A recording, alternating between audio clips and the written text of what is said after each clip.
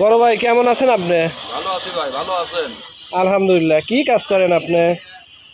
আমি ভাই গাড়ি চালাই। গাড়ি চালান? হ্যাঁ।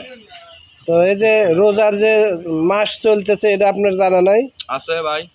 তো আপনি যে এত সকালবেলা পান খাইতেছেন মানুষজনের মধ্যে, হ্যাঁ। এটা কি ঠিক করছেন?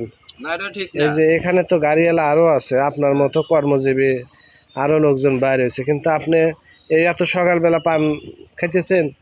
বিড়ি খেলে তাও মানুষজনের ওতে খাওয়া যায়, কিন্তু এটা তো আপনি পান খাইতেছেন, এই ঠোঁট আপনার দেখলেই বোঝা যাবে যে আপনি রোজা নাই, বা মানুষজনের মধ্যে চলতে গেলে তো এটা খারাপ দেখা যাবে। এটা ঠিক আছে ভাই, খারাপ দেখা গেলে ওকে ভাই, নেশা।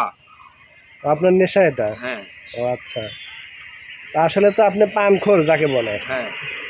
পানের নেশা। হুম। ভাত না হলে চলবে? হ্যাঁ। ও আচ্ছা আচ্ছা। তাহলে তো আসলে আপনি পানখোর হয়ে গেছেন। হুম। বুঝতে পারছি। বাসাটা কোথায় যেন আপনার? উল্লাপাড়াতে না? না ভাইয়া, কোথায়? আমার বাসা হরিণতলা। হরিণচড়া? হ্যাঁ।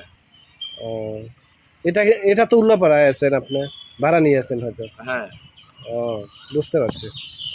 যাই হোক ভাই, মানুষজনের মধ্যে রোজার মাস তো একটু সেফেই চলবেন আর কি, মানে এরকমভাবে প্রকাশ্যে মানে আসলে খাওয়াটা ঠিক না। ঠিক আছে কি? ঠিক আছে ভাই।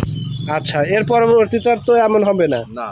আচ্ছা ঠিক আছে ভাই, দোয়া করি আপনি রোজা থাকতে চেষ্টা করবেন, বা হয়তো মানুষজনের মধ্যে এই আচরণ ব্যবহার না করবেন। ঠিক আছে? এর পরবর্তীতে তো আর এরকম হবে না। আচ্ছা ঠিক আছে ভাই, রোজা থাকবেন আর নামাজ কালাম পড়বেন, ঠিক আছে। আর আমাদের জন্য দোয়া করবেন। আচ্ছা, আচ্ছা। আসসালামু আলাইকুম।